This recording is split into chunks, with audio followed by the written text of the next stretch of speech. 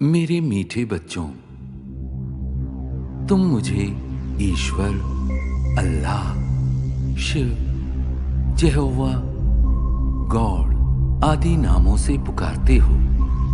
तुमने मेरे लिए मंदिर, मस्जिद, चर्च एवं गुरुद्वारे बनवाए। तुमने वेद शास्त्र और कई प्रकार की धर्म पुस्तकें लिखी। मेरे पास पहुंचने के लिए तुमने पूजा, अर्चना, तप आदि किए। तुमने मेरे नाम पर अनेक युद्ध किए और मेरे लिए कई त्याग व बलिदान दिए, लेकिन दुर्भाग्यवश न तो मुझे कोई भी प्राप्त कर सका और न ही मेरे पास पहुंच पाया।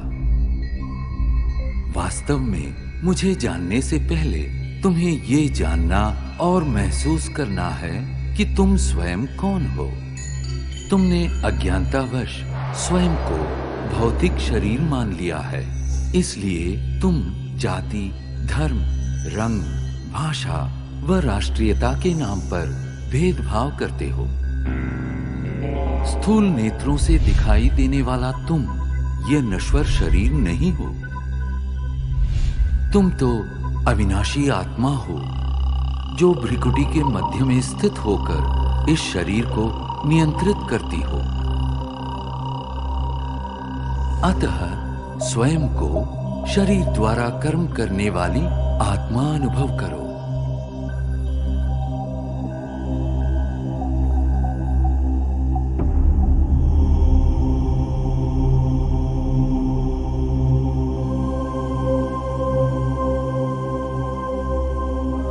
अब कुछ क्षणों के लिए सांसारिक बातों व उनके वातावरण से स्वयं को अलग करो। इस देह को भूल अपने आप को भ्रिकुटी के मध्य में चमकता चैतन्य सितारा अनुभव करो। वास्तव में तुम यही हो, अति सूक्ष्म ज्योतिर्बिंदु आत्मा। अब क्रमशः तुम्हारी यात्रा आरंभ होती है। इस भौतिक दुनिया और देह से ऊपर उठकर नीले गगन की ओर।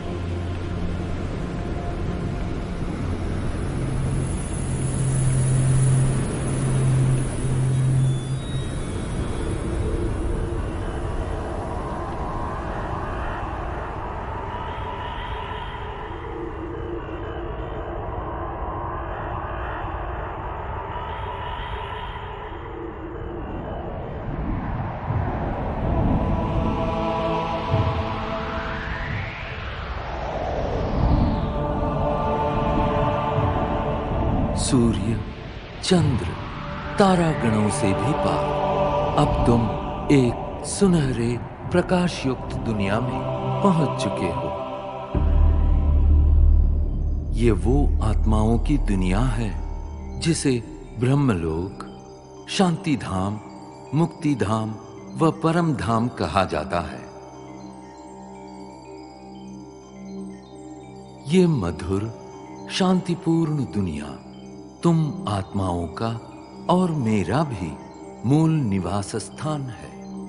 मैं तुम आत्माओं का पिता, परम पिता परमात्मा शिव हूं। तुम आत्माओं की तरह मैं भी अति सूक्ष्म हूं। ज्योतिर्बिंदु होते हुए भी ज्ञान गुणों में सिंधु के समान हूं। मैं सर्वशक्तिमान जन्म मृत्यु के चक्र से परे होने के कारण सदा पावन हूं। तुम सब आत्माएं मेरी प्रिय संतान हो। प्रारंभ में तुम आत्माएं भी मेरे साथ परम धाम में ही निवास करती थी। बाद में तुम जन्म और कर्म का अविनाशी अभिनय करते सृष्टि नाटक मंच पर अवतरित होते हो।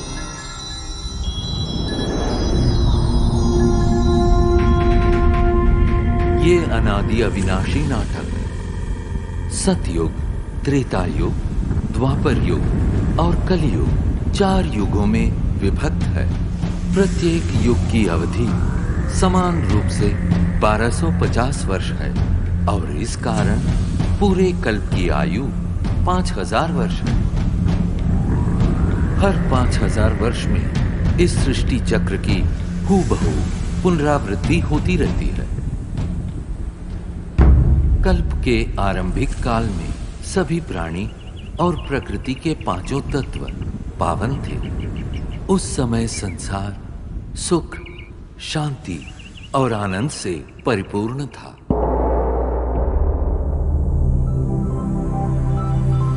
यही वो समय है जिसे सतयुग और त्रेता युग के नाम से जाना जाता है, जहां तुम देवी देवता के रूप में रहते थे। इस 2500 वर्ष की अवधि को स्वर्ग, वैकुंठ, बहिष्त, जन्नत, पैराडाइज आदि नामों से जाना जाता है। सतयुग अर्थात स्वर्ण युग में श्री लक्ष्मी और श्री नारायण का अटल अखंड राज्य था। तत्पश्चात त्रेता युग अर्थात रजत युग में श्री सीता एवं श्री राम ने राज्य किया।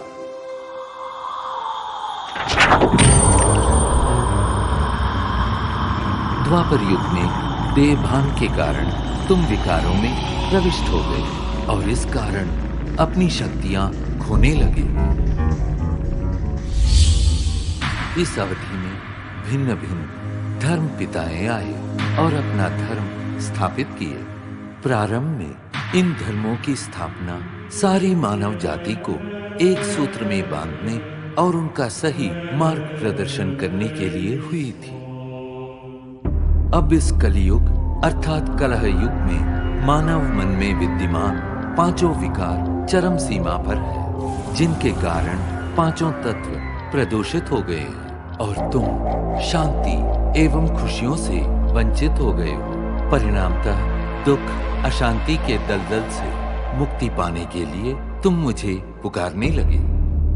यदा यदा हि धर्मस्य ग्लानिर्भवति भारत अभ्युत्थानमधर्मस्य तदात्मानं सृजाम्यहम् परित्राणाय साधूनां विनाशाय च दुष्कृतां धर्म संस्थापनार्थाय संभवामि युगे युगे। जब जब धर्म की ग्लानि होती है एवं अधर्म व पाप में वृद्धि होती है, तब तब सत धर्म की स्थापना और श्रेष्ठ विश्व नवनिर्माण हेतु मैं धरती पर अवतरित होता। इस दिव्य व पावन अवतरण के काल को संगम युग कहते हैं। कलियुग और सतयुग के संगम का ये समय अत्यंत कल्याणकारी है। गीता में दिए इन वचनों के अनुसार अब भारत भूमि पर मेरा अवतरण हो चुका है। प्रजापिता ब्रह्मा के साकार मानवीय तन में मैं प्रविष्ट एवं सन्निविष्ट होकर सहज गीता ज्ञान एवं राजयोग द्वारा तुम आत्माओं को पावन बनाने का महान कार्य कर रहा हूं। अब तुम देह सहित देह के सर्व संबंधों को भूल स्वयं को आत्मा निश्चय कर मुझ परम पिता परमात्मा को याद करो। यही राजयोग है जिसके द्वारा तुम्हारे जन्म जन्मांतर के विकर्म दग्ध होंगे और तुम सर्वगुणों एवं सर्वशक्तियों से संपन्न हो जाओगे। याद रखो, प्रकृति के पांचों तत्व भी तुम्हारे इसी संपन्नता की प्रतीक्षा कर रहे हैं।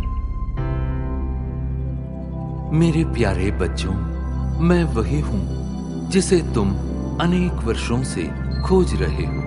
मैं तुम्हारा अनादि पिता हूं। मैं जो हूं, जैसा हूं, मुझे भली भांति पहचानो और मेरी श्रीमत पर चलो, ताकि आने वाले स्वर्णिम युग में तुम अनेक जन्मों का श्रेष्ठ भाग्य प्राप्त कर सको। ओम